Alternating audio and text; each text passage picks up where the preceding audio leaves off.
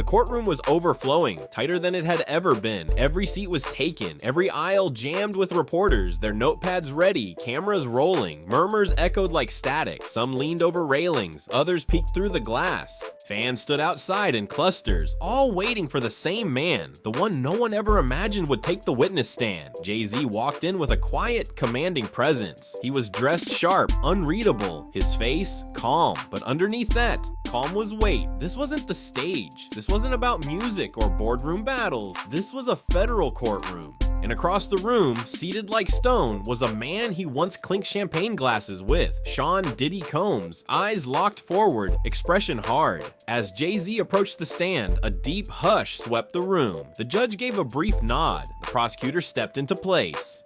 State your name for the record. He leaned toward the microphone. Sean Corey Carter. A ripple of gas ran through the gallery. Even now, just hearing that name under oath, it didn't feel real. The prosecutor didn't delay. Mr. Carter, do you understand why you've been subpoenaed to testify today? Jay-Z nodded. Yes. And you're aware your testimony falls under penalty of perjury? I am. Good, she said. Then came the question that changed everything. During your time around Mr. Combs, did you ever witness behavior or situations that may be relevant to this investigation? Jay-Z exhaled slowly. Yes, for a long time, I stayed silent about it. The room stiffened. Diddy blinked just once. Otherwise, he didn't move. Why now? She asked. Because the truth weighs on you, Jay-Z said. It doesn't vanish. I carried it. We all did. But this trial, it's not just about music or loyalty. It's something bigger. Before we go deeper into this chilling testimony, make sure to like this video, subscribe, and hit the bell icon so you never miss content like this. The prosecutor nodded slowly. Let's talk about the parties, the private ones, the ones that weren't open invites. Jay-Z's eyes dimmed. Some of those events, they didn't feel like parties. They felt planned, controlled, exclusive, and there were always a few who showed up late. They entered through side doors. No one ever saw them in photos. They didn't mingle. Who were they? I didn't know all their names, he said, but they were always young, male. A lot of them looked unsure, nervous. The judge arched a brow. The jury leaned closer. Did you ever ask Diddy about them? Jay-Z hesitated. Once, I joked about how he always vanished into that private wing with his VIPs. He looked at me in a way that shut it down, said, "Not everything's for everyone, Jay." I never mentioned it again. Did that bother you? He nodded. Yeah, it did. Then why not speak out? Jay-Z lowered his eyes. Because I didn't want to accept it, and because speaking out would have started a war, not just with Diddy, but with the entire machine that shields men like him, and I wasn't ready for that fight. Not then, but I am now. Silence spread like smoke. The jury froze. Diddy still didn't move, but the glow around him, the invincibility, it flickered. Jay-Z sat back slightly, his voice never rose. It didn't need to. His words had done something no leaked video or paparazzi snapshot ever had. They opened a sealed door. One that had held secrets locked tight under decades of fame, fear, and silence. And this was just the beginning. The prosecutor stepped forward, eyes locked on Jay-Z. Mr. Carter, she said carefully, you described things that made you uneasy. Let's go further. Did you ever directly witness Mr. Combs engaging in behavior with any of these young men? That crossed a line? Jay-Z's jaw tensed. For a long beat, he said nothing. Then, yes, he said, I saw things I can't forget. The air thickened. Where? There was a house in the Hollywood Hills. Very few were ever invited. One night, after a small get-together, most people had left. I stayed. We had business. He paused. I was looking for the studio. Walking down the hall, one door was slightly open. Inside, I saw Diddy with a young man I didn't know. They weren't talking. It wasn't casual. It was intimate. And it was clear. That kid wasn't in control. A gasp escaped the gallery. A pen dropped. Even the judge looked shaken. Did he see you? She asked. He looked right at me. Didn't stop. Just stared, like he was daring me to react. The jury was motionless, some shocked, others hollowed out. Diddy's lawyer was scribbling fast, but their faces were pale. Did you confront him? Jay-Z looked at his hands. No. I left. I didn't sleep that night. He looked up again. Next morning, I got a call from one of his assistants. She said, "Hope you liked the after hours show. You didn't see anything, right?" Then she laughed. But it wasn't a joke. It was a warning. The prosecutor took a step back, rattled herself. "Why do you think he kept all this hidden, Jay-Z?" Replied, "Because image was everything. He built a brand on dominance and power. The truth would have shattered that, and there were rumors that some of those guys never said yes. That's when it stopped being private. That's when it turned criminal. The judge's face was hard as stone." That's the only way to describe the room after Jay-Z's words. They weren't rumors. They weren't tabloid talk. They were under oath, and they came from a man who had stood beside Diddy for over 2 decades. "Do you believe," the prosecutor asked slowly, "that others know what you know?" Jay-Z nodded without pause. "Yes, without a doubt. Many still work in the industry. They keep quiet out of fear. Fear of being blacklisted, fear of backlash, and fear of what he might be holding over them." The courtroom stirred again. The weight of it was beginning to sink in. This wasn't just one man on trial anymore. This was something else. A spotlight aimed straight at the heart of an industry built on silence. "Are you afraid?" she asked softly. Jay-Z didn't look at her. He looked at Diddy, who hadn't flinched once. "I was," he said. "Not anymore."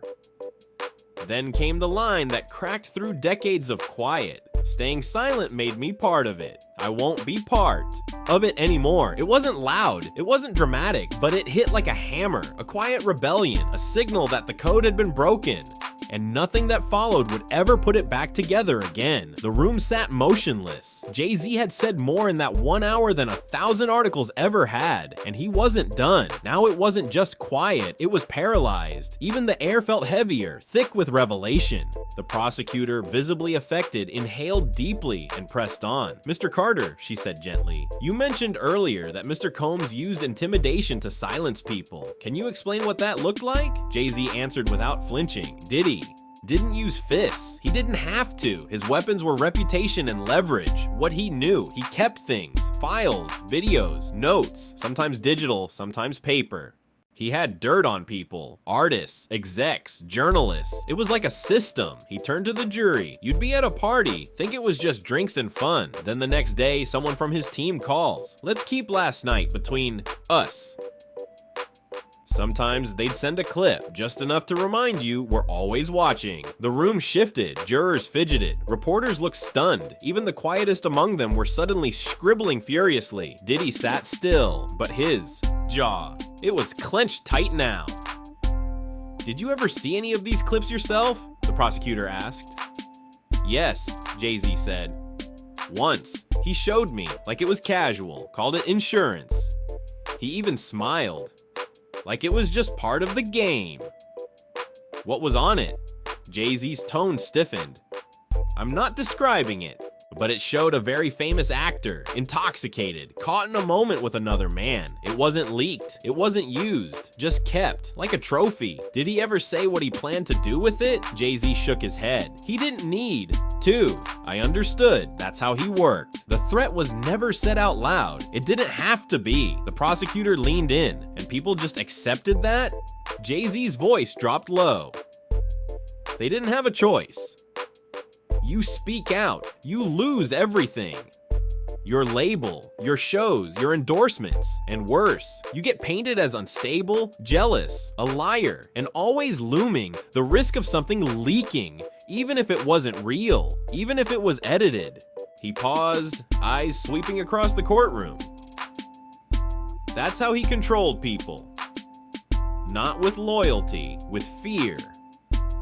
Most of them weren't loyal, they were trapped. Some of the things he had were true. Some weren't. But all of them were documented. Shiver passed through the gallery. One juror wiped her eye. Another clenched his fists in his lap. Even the air vents seemed to go quiet. "Have you ever been threatened directly?" the prosecutor asked. Jay-Z exhaled. "Not directly, no, but there were signs. After I started backing away, skipped certain events, walked away from deals, I noticed it. Anonymous calls, rumors about me spreading, people backing off. It wasn't traceable, but it was loud." And still you came forward? I had to, he said. I built my name on truth, on legacy, but if I stayed silent knowing what I know, that legacy would be a lie. The prosecutor took a moment just to breathe. Jay-Z's testimony wasn't just exposing a man. It was revealing an entire machine, a carefully crafted web of control, fear, and silence. A system that infected everything it touched, and it was unraveling right here in this courtroom under oath. The judge looked pale now. The court reporters, fingers moved slower, straining to keep up. And Diddy, still unmoving, but smaller, fading. Jay-Z hadn't just taken the stand, he had become a symbol that even in an empire built on power and myth, truth still had weight.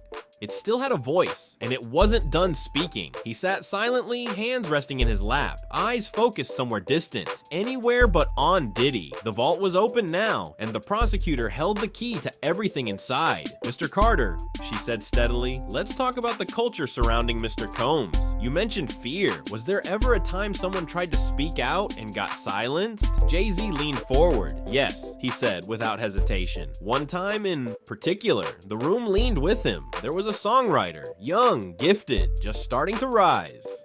He was a songwriter, wrote for a few of Diddy's projects, and just like that, he was brought into the inner circle. But he didn't fit the mold. He was sharp, focused, didn't drink much, stayed on the edge of the parties, not in the middle, one night after a particularly exclusive event, he pulled me aside, said he saw something that shook him, claimed he walked in on Diddy and another man. What he saw didn't look mutual. It didn't look right. A low gasp rippled through the courtroom. Even the judge blinked twice. What happened to him? The prosecutor asked. He disappeared, Jay-Z answered flatly.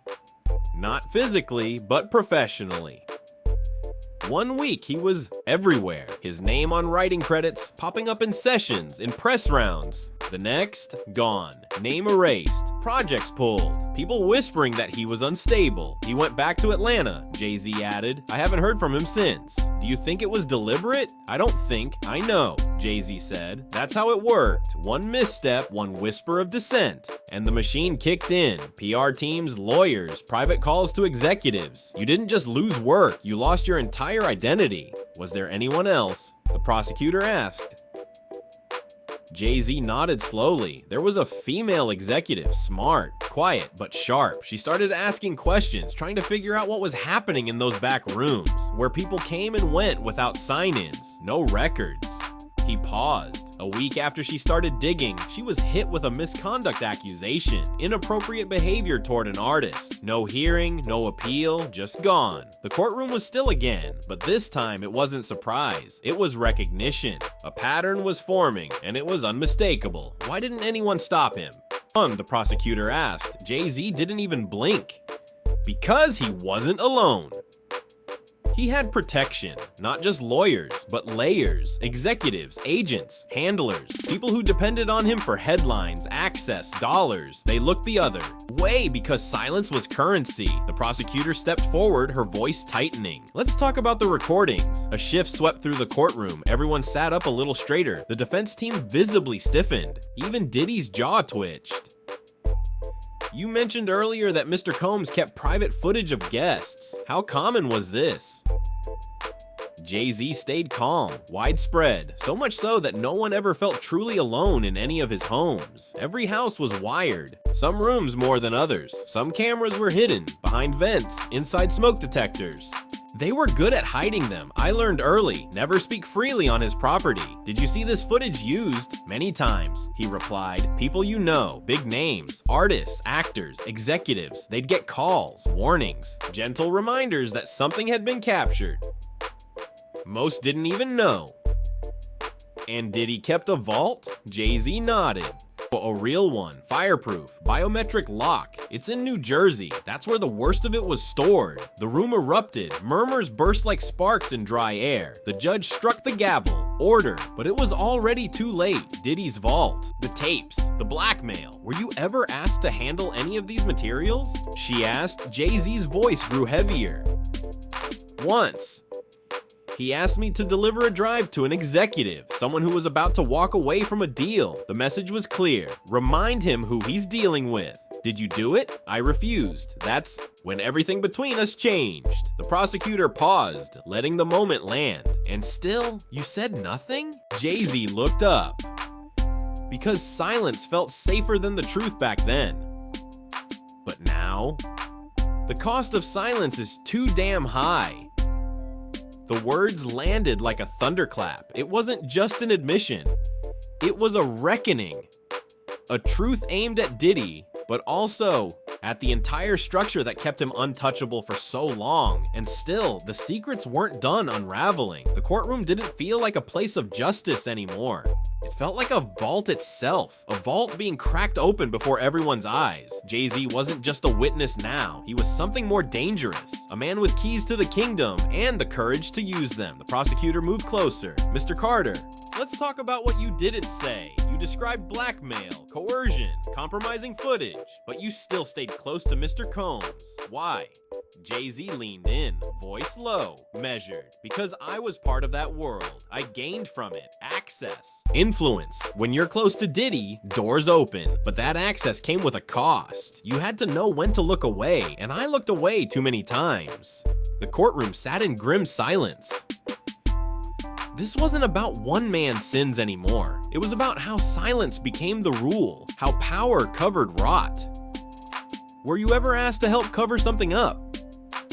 Yes, Jay-Z said. More than once. Leak. A distraction. Boost a fake story. Play into a false narrative. Never illegal, but never right. And always done to protect his image. Did you ever agree? He swallowed hard. Once, and I regret it. There was an R&B artist. She planned to file a lawsuit after a private party. She claimed she'd been drugged, taken advantage of. His team panicked. They asked me to post about a new collab, tag her, promote her, make it look like she was still with us. I didn't ask questions. I did it. 2 weeks later, she disappeared. No lawsuit, no statement. The courtroom inhaled one collective breath. Even the judge, who had stayed cold throughout, shifted. Did you ever reach out to her? No, Jay-Z said, his voice cracked with regret. I didn't know how, and by the time I thought to, she was gone. Socials wiped. No label, no team. I still don't know where she is. You believe there were others? Jay-Z didn't hesitate. Yes, without a doubt. I could name them. Artists, producers, journalists, people who played along, some knowingly, some blindly, some were victims, others accomplices. But in the end, the machine made them all part of the same silence. The prosecutor paced slowly, then asked, Mr. Carter, have you personally seen any of these recordings? Jay-Z nodded. Yes, one in particular. The entire gallery leaned forward. The stillness was almost physical. It was at Diddy's penthouse in New York, Jay-Z said, just the two of us. He called it insurance. He paused, eyes darkening. It was footage of a Grammy-nominated singer. He was out of it, clearly under the influence, disoriented, vulnerable. Another man was in the room with him. Things were happening, things I'll never forget. Jay-Z's voice trembled, not with fear, but with the weight of memory. Diddy just watched me while it played, didn't say a word. When it ended, he turned and said, "Now you understand why nobody crosses me." The prosecutor stood motionless. What did you do? Jay-Z's jaw clenched. I left, got in the elevator, walked 5 blocks before I realized I'd left my car behind. That night changed everything. I started pulling away, quietly, carefully, but I knew I could never be a part of that again. What followed wasn't silence. It was legacy shattering in real time. Jay-Z wasn't there as a bitter rival or a strange partner. He was standing as someone who had finally drawn a line after years of looking away. These weren't just revelations, they were accountability for himself, for every powerful voice that chose comfort over courage, and for those who never got the chance to speak. The prosecutor, visibly shaken, gave a single nod. Thank you, Mr. Carter, but the courtroom knew this wasn't over. The most dangerous truths were still locked behind money, fame, and fear, and they were about to Break free, Jay-Z's face had begun to show the toll. This wasn't just reliving, it was peeling away layers of protection, exposing what the industry had buried deep for decades. This courtroom had stopped being a chamber of law. It had become a reckoning. The prosecutor returned to the center, her voice lower, more focused. Mr. Carter, you've described manipulation, fear, cover-ups. But I need to ask, was there ever a time you believed someone was in physical danger around Mr. Combs? Jay-Z inhaled deeply. Yes, more than once. The room tightened like a fist. There was a young artist, Jay-Z continued. He'd just signed a distribution deal from a small town. Pure talent, no media polish, no street game. He paused, voice heavy. He asked too many questions. About money, about guests hidden away at parties, about why certain meetings never got logged. Jay-Z looked down, remembering. One night in Miami, he pulled me aside, said he felt like he was being watched, said someone had gone through his hotel room. He thought Diddy was trying to scare him, trap him into silence. 2 days later, he was in a car accident. Gasps filled the gallery. Jay-Z pressed on. I went to the hospital. His jaw was wired shut. He couldn't speak, but he scribbled something on a notepad. Jay-Z's voice broke slightly. It said, "Don't trust the driver." The prosecutor's voice dropped. What happened after that? He recovered slowly, but his career didn't. He tried going independent, but distribution deals vanished. Shows got canceled. Radio interviews disappeared. Jay-Z shook his head. He was blacklisted, quietly, professionally, erased. The judge sat frozen. Jurors looked pale. The defense team had stopped taking notes. They were staring at Jay-Z like he was disarming a bomb, one word at a time. "Mr. Carter," the prosecutor said softly, "did you ever try to protect anyone?" Jay-Z nodded. "I did, but when the person you're trying to stop owns every phone call, every room, every narrative, there's only so much you can do." Were there others, well-known figures who tried and failed? A few. Was an actor, respected, known for speaking truth to power. He told me privately that Diddy had footage of him. Said it was taken in one of those hidden rooms. He didn't even remember that night, just flashes. But the next thing he knew, Diddy was leveraging it for silence. Jay-Z paused. That actor left the country, quietly, for almost a year, came back, but never said a word again. The prosecutor stepped in closer. "You've described something far beyond industry politics. This is about surveillance, control, and fear. Why do you believe this was allowed to go on for so long?" Jay-Z didn't flinch, because he made people feel powerful before he made them feel afraid. He gave them what they wanted: money, exposure, status. And once they were hooked, he took everything else. Jay-Z's tone was chilling now. Their secrets, their silence, their sense of self. He looked up. People like Diddy don't hide in shadows. They build palaces of illusion. And as long as the lights stay on, nobody asks what's happening in the basement. Gasps again. Even the judge tapped for order, but the line had already landed. And that's the hardest part, Jay-Z said. Everyone knew. Not every detail, but enough. Enough to ask questions. Enough to walk away. He looked down, but we didn't. We toasted him, protected him, celebrated him. Jay-Z's voice cracked, raw now, and I'll never forgive myself for that. The prosecutor took a pause, then asked the final question of the sequence. "Mr. Carter, is there anything else the court should know? Anything that shows just how wide this goes?" Jay-Z's reply was slow.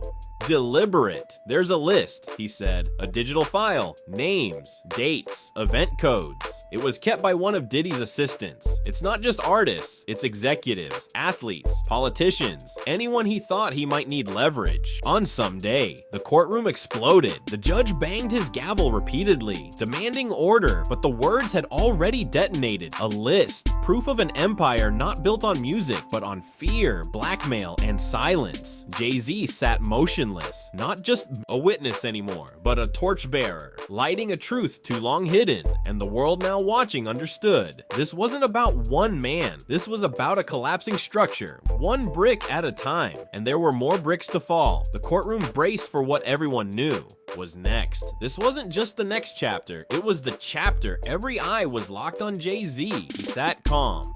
Not because he was fearless, but because he had nothing left to fear. The prosecutor stepped forward. Her voice was sharp, clear. "Mr. Carter, you've testified to manipulation, blackmail, surveillance, and fear. But now, I'm going to ask, about something central to this investigation, something many in this room have only heard as rumor. Jay-Z didn't move. She asked, "Did Mr. Sean Combs have secret relationships with male individuals?" The room snapped. Jay-Z nodded once. Yes, a chorus of gasps. Mouths dropped. Typing stopped. Even veteran reporters froze. The prosecutor's tone stayed focused. "Were these relationships consensual?" Jay-Z answered carefully. "Not always." His voice dropped. "That's what makes this so hard to speak on. Some of the men were willing, but others were coerced, manipulated, or too high to fully understand what was happening." He looked around. "That's why I stayed silent, because this wasn't about preference. It was about power." The room stilled, not in shock, but in truth. Behind Diddy's legal team, the man himself hadn't moved. But now, his stillness no longer looked like control. It looked like panic, frozen in place. "Tell us what you saw," the prosecutor whispered. "There were nights," Jay-Z said, "when Diddy would invite young male guests after the parties ended. Some were in the business, some weren't. They came in through private entrances. What bothered me wasn't just the secrecy, it was the pattern. They never stayed long, some never came back, others left, looking broken." His voice was steady now. "I remember one night, a young man, barely 20, arrived during a studio session. Diddy introduced him as new talent, but he barely spoke. Hours later, the room emptied. Diddy told me to go home. I didn't. I waited outside.